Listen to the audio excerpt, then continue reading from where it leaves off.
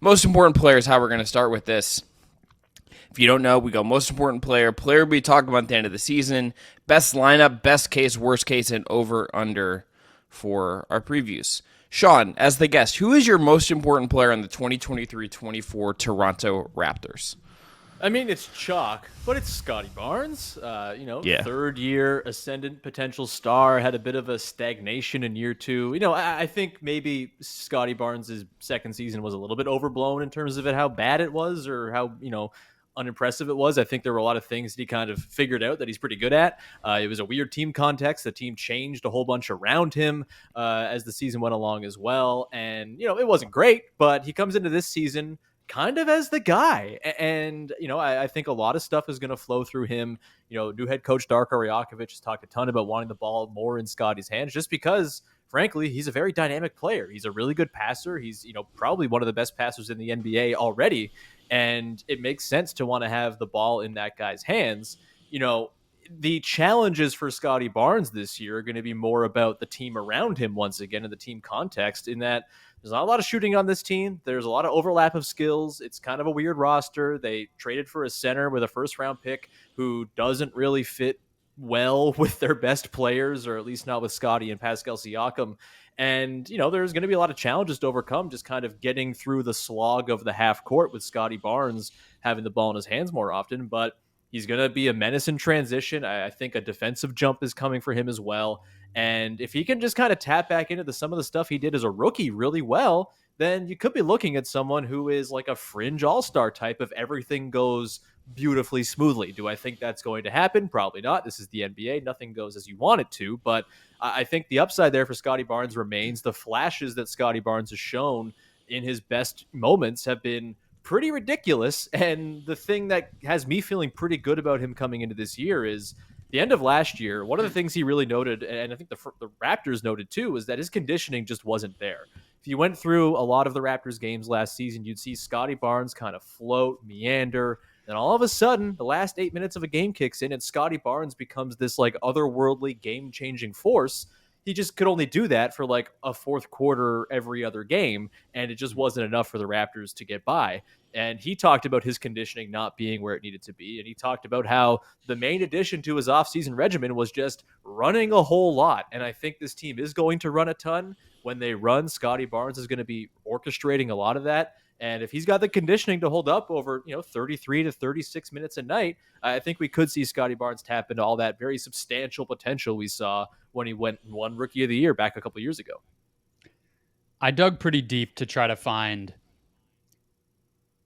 any category that I could make the case that Scottie grew in one area. I'm interested if you have one, Sean, but Yeah, whether it's like just statistically to run through it, like volume, field goal percentage, efficiency stuff. Okay. Not really quite obviously jumping out, even play type things. There's some areas, play type can be kind of hard because it's such a small amount of time that a player is even doing one thing or another on the court. It really matters if they get better at the play types they run most often. I don't know if he necessarily did. So I have a question here, and I posed this with RJ Barrett when we were doing our Knicks preview, sure. saying that RJ Barrett is a worse passing Scottie Barnes right now. And I have a question in here. It's funny that we ended up doing these kind of back to back, but my question on Barnes was, what can he do to ensure that he's not just a better free throw shooting, more physical Ben Simmons? I mean, that's a very fair question. I think the thing with Scottie, like as far as things that went better last year than they did as a rookie, yeah, statistically, not a whole lot, right? Like he basically fell off in his shooting percentages from every corner of the floor. He just, it wasn't great. It was a tough go. And again, I think the team context has a lot to do with that. I think a thing that he really showed off as like a really exciting thing that he can kind of have in his bag is as a short roll big man. Like Scottie Barnes, I know everyone wants to say he's a point guard. This dude can be a center and can do it really well. Like he is someone who, when you get him the ball in the short roll, he can go and score over dudes. There was a game against the Bucks last season where, this was very early on and like kind of them playing a lot of Scottie at the five. This was before the Jakob Poeltl trade. And, they kind of made this switch. They roll Scottie as a five. and teams were sagging off of him. You probably saw like the clips on the internet of like the Pacers or the Bucks just being like, well, we're not going to do anything with you.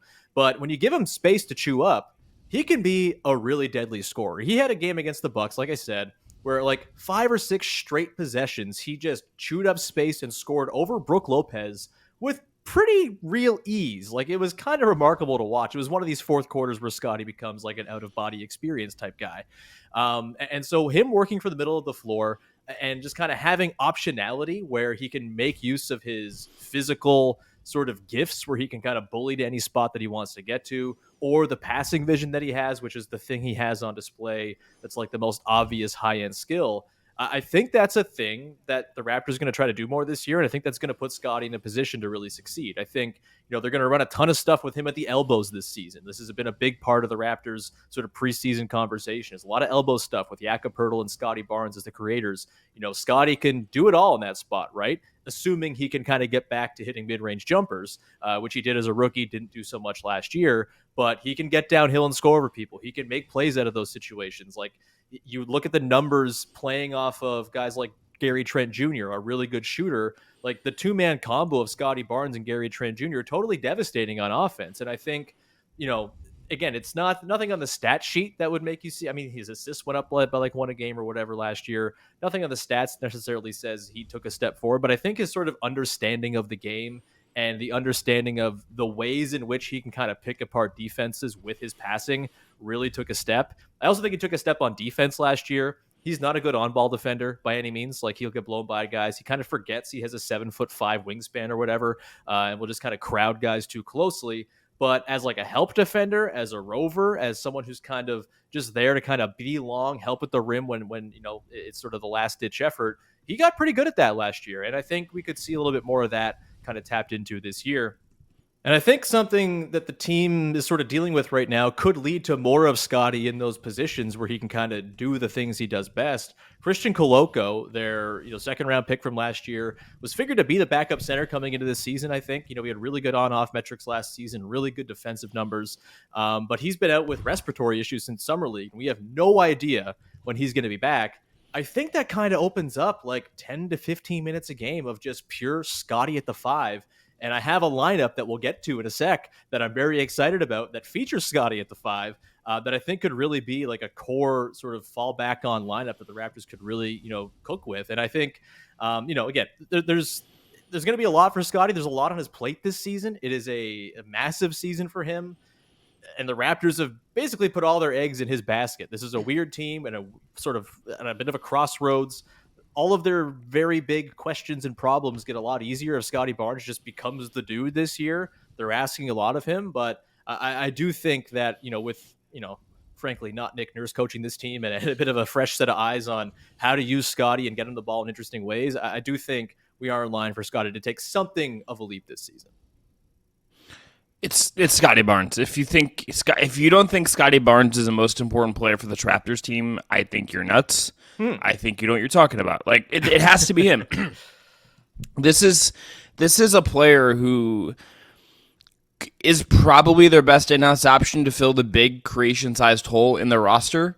Mm-hmm. And if he takes a step forward and some of that promise gets fulfilled on, it's him, and his team will be better for it. And it needs a long-term piece. And not that year 3 is your end-all, be-all, but this feels like an important year for Barnes and where he's going to me from the outside. Let's move on to a player we'll be talking about at the end of the season. Unless Brett, do we all have the same person again? Well. Who did you guys pick? I have Grady Dick. So I have Grady Dick as well. Awesome. Okay. I don't have Grady Dick. I'm curious why you guys have Grady Dick. Yeah. Well, I mean, the spirit of this one tends to be the young guy who we kind of think of as somebody who could break out or do something that the team doesn't currently have. I'm always curious when we do have guests for these, and there are some questions on role, like, is he going to play? I think is probably the place you have to start. But just looking at their roster, and it's not breaking any new ground to say that shooting is a major need for this team. Yep. Especially with Van Vliet gone now, and even though Anunoby and some of the other guys can make some spot-up shots, it's not exactly like they are difference makers, defense benders with their shooting outside of Dick, I think, and Gary Trent Jr. And then, I think Otto Porter, if he's healthy, like maybe that changes things. Like there are some downstream or down roster guys who I'm curious about and maybe do block Grady Dick out from playing. But, obviously, look, we all know what he is. He's a big movement shooter. That's a pretty valuable archetype. That's why he was a lottery pick. Summer League and preseason don't seem like they've gone spectacularly well for him to make you think he's just going to hit the ground running. But I just think if there's anybody to kind of plug in who provides something that they don't already have. I thought about Koloko, and then you mentioned why he's gone. I've always kind of been high on him, but it doesn't seem like that's in the cards. So if I'm just looking at the younger non-Scottie players on this team, he's just sort of where my attention is really going to be paid this year if he plays. So I guess that's the place to pass it back to you, Sean. Is he going to be in this rotation at least early on this season? I think I would have him in the rotation for all the reasons you just said. I think this roster lacks shooting, and he is a very clear guy who can just add some shooting. I know there are concerns about his defense. My concerns don't quite match those. Like, yeah, he's probably going to get bullied at times. Like, he's not a super strong guy. He's kind of a beanpole, but he's a good team defender. He's never going to be guarding the best player on the other team or anything like that. He's just going to be there to, just take shots and do positional defense, right? Like, it's not like a huge assignment he's going to have. I think the interesting thing with Grady is, there's a lot of dudes on this roster who are going to get minutes, right? Like, this is, not like last year's Raptors. If everyone's healthy, this team has like 11 NBA players they're going to roll through. And I think Grady Dick is going to be kind of fighting on the periphery of the rotation early on in the season. I think he's going to be out there, kind of fighting for minutes with Chris Boucher, Precious Achiuwa, Otto Porter Jr., Jalen McDaniels. I think it's a very crowded wing core for this Raptors team. Again, I have Grady Dick out there. I just think his 3-point shooting is so valuable, especially on a team where you're trying to maximize Scottie Barnes. I think the reason they took Grady Dick was, wow, this guy might be a really great fit next to Scottie Barnes. And so I'd like to see it. I think at some point by like December, he's probably in the rotation, and I would have him in well ahead of that. But it might be a little bit up and down to start the year if there are other guys that maybe the Raptors are looking to showcase for trades, or if there's just, the other guys who are making a better claim for minutes like they maybe have in the preseason so far. That said, I don't think he's going to remain on the bench long. I don't think he's going to be someone who they stick down to the G League for a season or anything like that. Maybe he gets a little G League run here and there. But for me, like, Grady Dick is the type of player who's never going to be someone who's going to run 30 pick and rolls a game. He's someone who's going to be an amplifier of good players. Why not start his development curve by playing him with good players right out of the gate and seeing if his shooting gravity can help make the lives of those very good players a little bit easier? It's the 3-point shooting for me. It's just they need someone to space. They need someone to stretch, even if it's in small spurts. This is just a team, I think, in real need of someone to just do what Grady Dick projects to be. And I would just say, too, this shouldn't be like a all-in season for Toronto. And I think if there's ever been a spot to maybe just let someone struggle a little bit and play along some of the guys that are your leaders of this franchise, even if Masai Ujiri says weird stuff about them in media day, I think this is a good opportunity to blend. Like, 2 timelines doesn't ever really work, but you can do a version of that here that I think can make some sense, and Grady Dick is a part of that. So, Sean, what's your answer? My answer is actually someone I briefly mentioned there, and it's maybe not in the vein of like a young guy who's about to take a big step, but so Jakob Poeltl, okay. Yes. No. Kind of high on Jalen McDaniels and his fit on this team. I think he's just like a Raptors-y player. John Hollinger actually had him as like one of the best value signings of the offseason. They signed him for like $4.5 million. I think Hollinger has him as like an $11 million player, just the player he's been throughout his career, which hasn't been anything, groundbreaking or anything like that. But he's someone who's had some shooting upside that he's kind of tapped into in the past for spurts here and there. He shot 40% on limited volume in his stretch with Philly last year. He had a 38% season in 21-22 with the Hornets. And if he can be like a 35, 36% guy, I think his defense and most notably his cutting are going to be really valuable on this team. This is a team that's going to have a lot of spacing trouble. This is a team that's going to have issues with, kind of guys operating in the same parts of the floor. And I think guys who really succeed around players like Pascal Siakam and Scottie Barnes are guys who really know how to cut and kind of find little pockets of space within cramped confines. I think Chris Boucher is really good at this. OG Anunoby is really good at this. And so far in preseason, it looks like Jalen McDaniels is going to be really good at this too. And I think Jalen McDaniels has a chance of being like a pretty real rotation player for this team. And, maybe as high as like 7th or 8th on their depth chart. It requires him to hit threes, which, he hasn't always done. But the type of stuff he does, and he's looked really strong in the preseason so far, the stuff he does, I think, is going to complement a lot of what these Raptors star players do. And I could totally see him being like a 5th guy in a lot of really effective lineups for the Raptors. It makes me excited, Sean, to hear you say that you expect them to run more. Because in multiple different spots, I have in my notes, like, this could be better if they were just playing a little faster. And Scottie, who you laid out well, is one, but so is Jalen McDaniels. I would say so is Precious Achiuwa. So is almost all the centers on this roster. Like, there's just a lot of guys that it feels like tapping into that is kind of a no-brainer. So the fact that you're kind of highlighting it again with him, yes, the half court, if he's cutting and making shots, gets a lot easier, but he's also somebody who's just, a freakish athlete and has the physical profile to just have some highlight types of plays in transition and put some pressure on the defense that way too. So that's an interesting answer. We don't normally hear the vets, but it's definitely an under the radar guy who I don't know if a lot of people even know is on Toronto. So it's a good shout.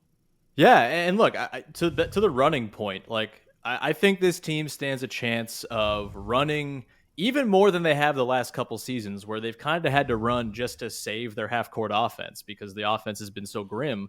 And I think this year, it's going to come, I think, in a bit of a different way. I don't think we're going to see like the gimmicky sellout to throw 2 to the ball defense that Nick Nurse loved to trot out.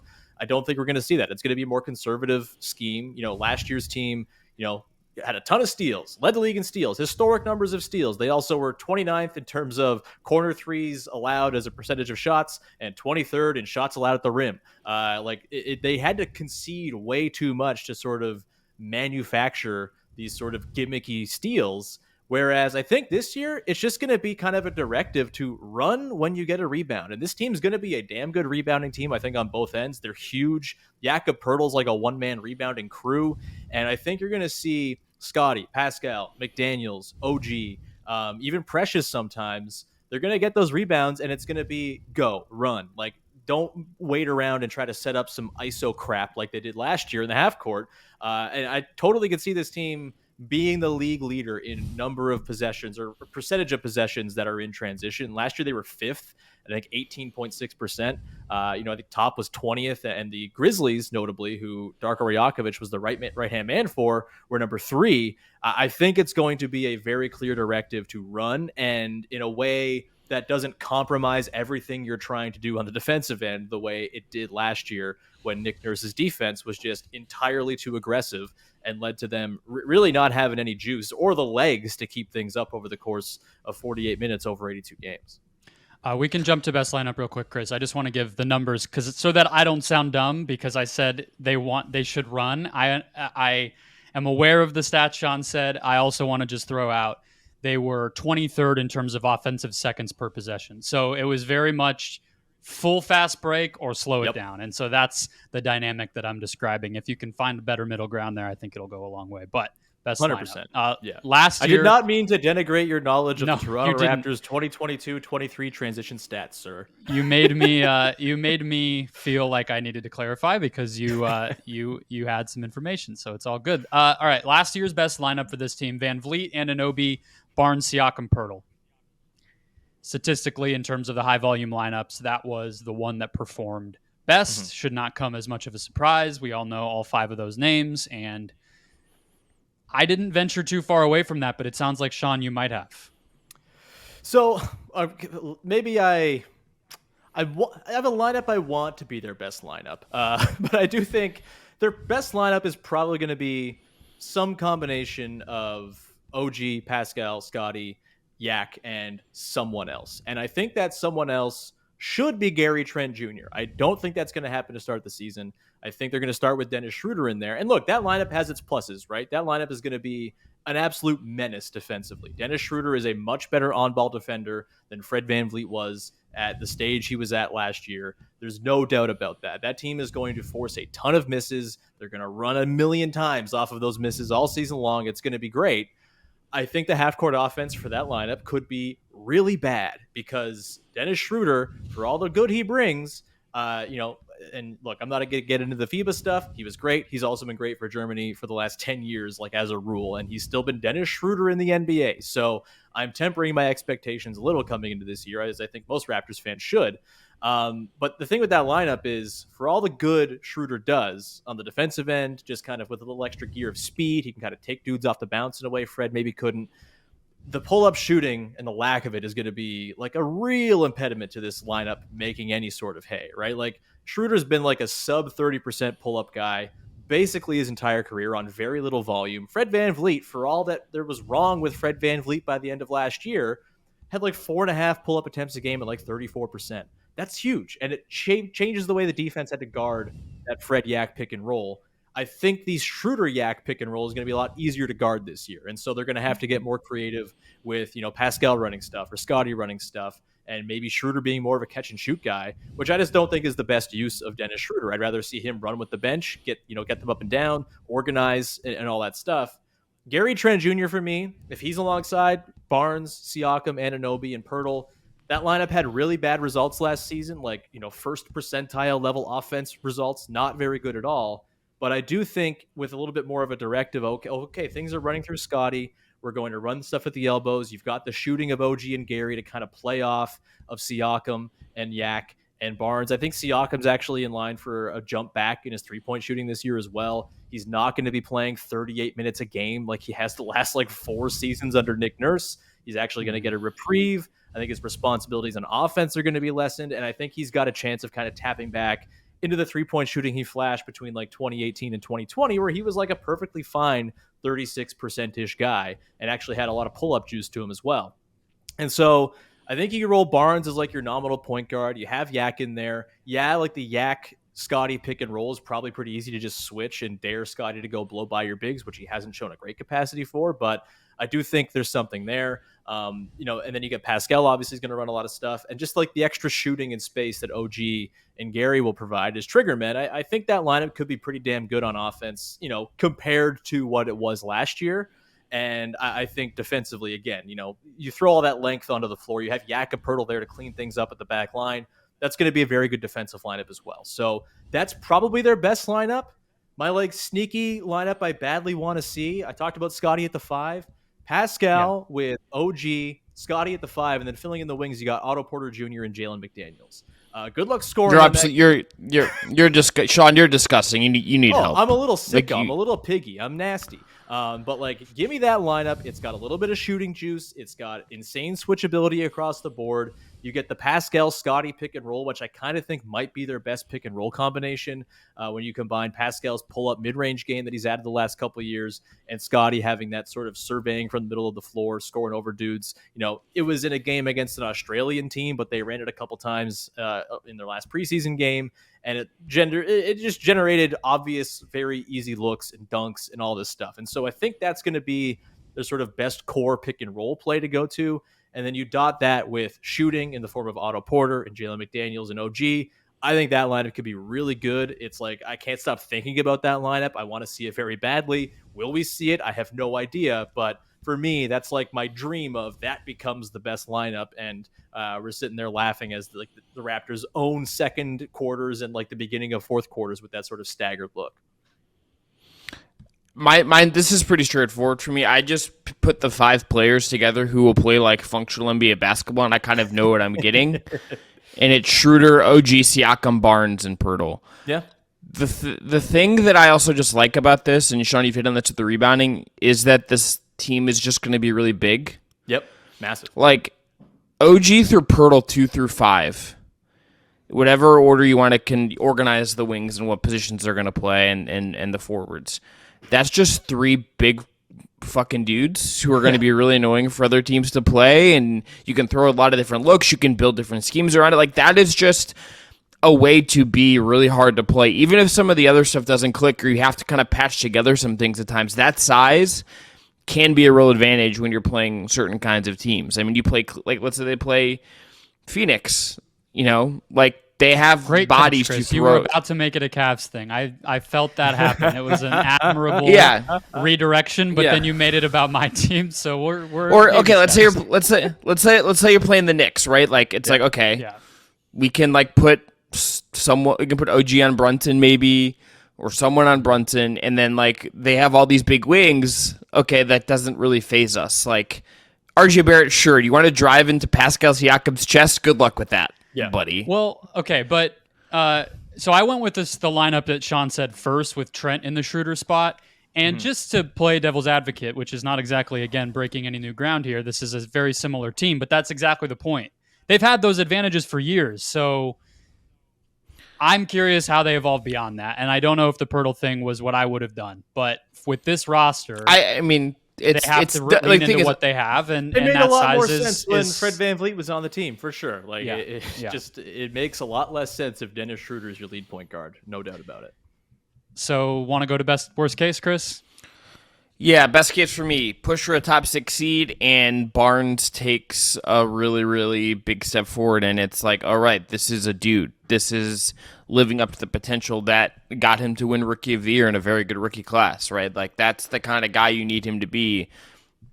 If it happens this year and it takes over with the new coach who's going to do things maybe a little differently, maybe the vibes are better. Oh, the vibes will be better. I can promise you this. The one sort of prevailing takeaway from training camp is, boy, oh boy, everyone seems really happy Nick Nurse isn't screaming at them and wailing on his guitar anymore. It's a very palpable difference. Everyone's like, wow, a coach who talks to us and doesn't call us out in the media. What a world. I think it's going to be pretty significant with Darko at the helm. It worked out well that we're doing Sixers and Raptors on the same episode, Chris. That helped us. We got the nurse duo. For best case, I had Scottie Barnes and OG Anunoby start to look like legit offensive engines. The defense gets a little better, and one or two of the younger role players flash as well. What'd you have for best case, Chris? Sean, I already went. Oh yeah. Oh, Sean, yes.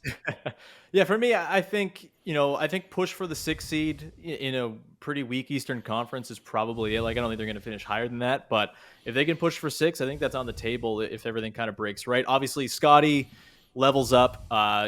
In particular, I think he's got to kind of tap back into his mid-range game. Otherwise, I kind of think the whole Scottie lead ball handler thing is going to fall flat on its face and be a disaster. I'm open to that being a thing he can kind of do. I think the depth kind of shows out in this team rolls 9 or 10 deep, and everyone's like amazed at a Raptors team that doesn't have to rely on 7 guys playing 30 plus minutes every night like it's the playoffs. And I think this team on the back of like a really good defense, like a top 5 defense, becomes a team that people aren't so like dismissive of or like sad about when they think about their future. I think Scottie Barnes, if he does the thing, he kind of reveals the future path. And also like extending Pascal Siakam probably is in there too. You could trade him, or you could extend him and trade him later for probably more stuff. That's kind of where I'm at. That's like kind of the weird undercurrent of this entire season as well. Sean, I need you to answer this in 60 seconds, like quickly, concisely. Yes. What the fuck happened at Media Day? Weird stuff, man. I don't know. For me, it kind of felt like Masai Ujiri being like, man, we really screwed the pooch, didn't we? It was actually how selfish the team was. That was the problem. Not the weird roster we constructed. It was everyone was really selfish, and Nick Nurse was bad, and Fred VanVleet was bad. I think Pascal got kind of unfairly lumped into that, honestly. Like, yes, there was the selfishness comment in response to a question about Pascal Siakam. I was there. I didn't think it was directed at Pascal necessarily. But yeah, the vibes were weird, man. They were very strange. It seems as though bygones are bygones and everything's a little bit copacetic now. So with the murky future and the weird vibes and hopefully better vibes, but trades and extensions and all that type of talk in mind, I'll give my worst case. I think first, lay it on me. Schroeder's nowhere near what VanVleet was.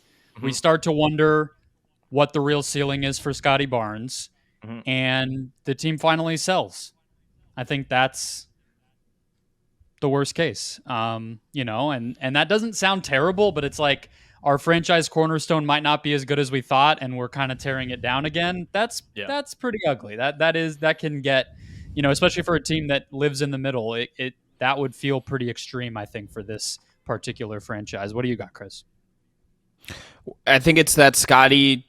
It's to me, this is really so centered around Scottie. It's just that he's really fine and that they're a playing team, and maybe they just don't pick a direction. I think that either I think if they are not as good, Sean, as they hope to be, then maybe that's telling you it's time to pivot in some way here and move some stuff on and get some assets and re-strategize. And not hold out for the best possible thing you could have gotten for every possible guy for the sake of value and optics. We will see. I don't think that's exactly what's going to happen, but if that happens and like you just kind of got to reset, I think you got to just go for it. Well, that's why I think the worst case is not the play-in. The worst case, if we're talking about some of these outcomes, I don't think they're making the play-in if they do some of this or if these guys don't hit. Yeah. I mean, what do you think, Sean? Yeah, I have a hard time seeing them out of the play-in, honestly. Like, I think they're kind of being painted as like one of these lottery food teams, and I don't really see that. I think they're too talented top to bottom, and I think their defense is just going to give them too high a floor. I think this is going to be a legitimately awesome defense, just by merely not playing the Nick Nurse brand of insane defense that makes no sense. And so for me, worst case is like 9th or 10th out in the first round of the play-in, but bigger picture, the worst case is, like you said, Scottie Barnes stagnates. There's no pull-up game to speak of. He can't hack it as a lead ball handler. The Pascal thing gets unresolved, maybe. Like, the real worst case is they go into the offseason just running it back with, we got 3 free agents again who are really important. It worked for us great last summer. Let's run it back and do it again. That's the worst case here. The worst case is them being like, sort of okay and talking Masai Ujiri and Bobby Webster into, one more year, we'll be fine. Then you go into the offseason with Pascal as a free agent, OG is a free agent, Gary Trent Jr. is a free agent, and certainly one of those guys walking for nothing. There's all sorts of ways the Pascal thing can go. Again, like extend him now, it would be my sort of mode of operation here, but he could get extended middle of the season. He could get traded at the deadline. Maybe that is viewed as a good thing, as sort of a pivot, sort of an in-between move, whatever. But yeah, worst case is they're right where they were last year, 500-ish, back end of the play-in, out very early with all the same uncertainty of what you do with your best players and all the free agency questions hanging over everybody's heads. So, it could get grim, for sure. This team, like, there's a lot riding on Scottie Barnes being really good. It's kind of a lot.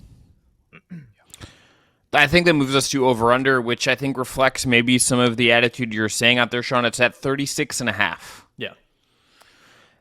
I would take the over. Way over. I feel like Sean's like 8 wins. Sean's like 62 wins and a title. Yes, that's the vibe exactly. I'm getting.